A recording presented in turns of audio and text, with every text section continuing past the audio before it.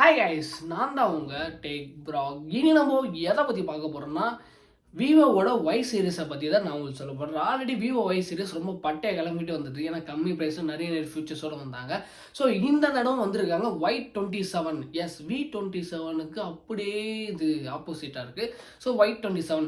So இந்த மொபைலோட சில ஹைலைட்ஸை பற்றி தான் நான் உங்களுக்கு இன்றைக்கி சொல்ல போகிறேன். ஸோ இந்த மொபைல் இன்னும் லான்ச் பண்ணலை. ஸோ லான்ச் பண்ணால் காத்திருந்து பார்ப்போம்.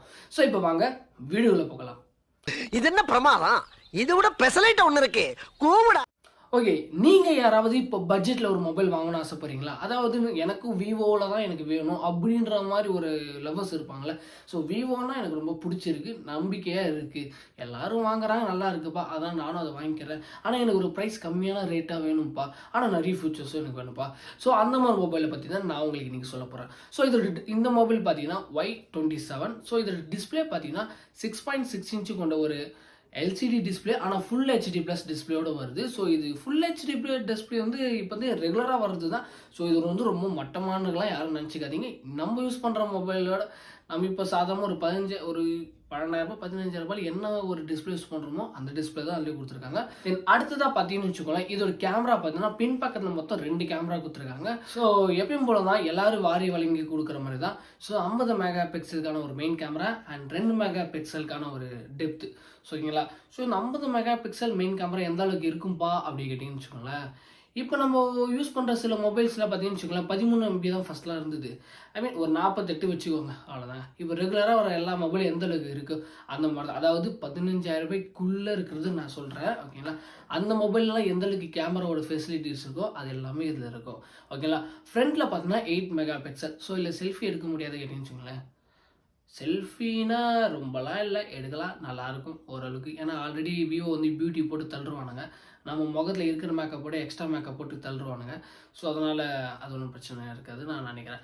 தென் அடுத்ததாக பார்த்தீங்கன்னா இதோட பர்ஃபார்மன்ஸ். ஸோ இது என்ன ப்ராசஸர் வருதுன்னா மீடியாடெக்கோட 6020 சிப்செட்டோடு இது வருது.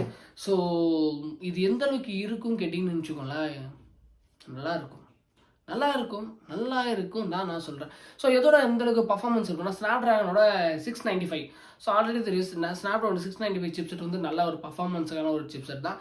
ஸோ கேமிங் அதாவது கொஞ்சம் நல்லா ஒரு ஃப்ரீ ஃபயர் விளையாடலாம். ஓகேங்களா? ரொம்ப ஹை லெவலான சிஓடி அதாவது கால் ஆஃப் டியூட்டி, ஸோ இப்போ பப்ஜி ஹை கிராஃபிக்ஸ்லாம் விளையாட முடியாது. ஆனால் ஃப்ரீ ஃபயர் பப்ஜிலாம் ஓரளவுக்கு நம்ம விளையாடனா கொஞ்சம் நல்லாயிருக்கும், இந்த மொபைல் தாங்குற அளவுக்கு இருக்கும். தென் அடுத்ததாக கேட்டிங்கன்னு வச்சுக்கோங்களேன், இதோட பேட்டரி 5000 mAh பேட்டரி கொடுத்துருக்காங்க. அதை பூஸ்ட் பண்ணுறதுக்கு ஃபாஸ்ட் சார்ஜர் சப்போர்ட் வந்து சொல்லலை, மென்ஷனும் பண்ணலை.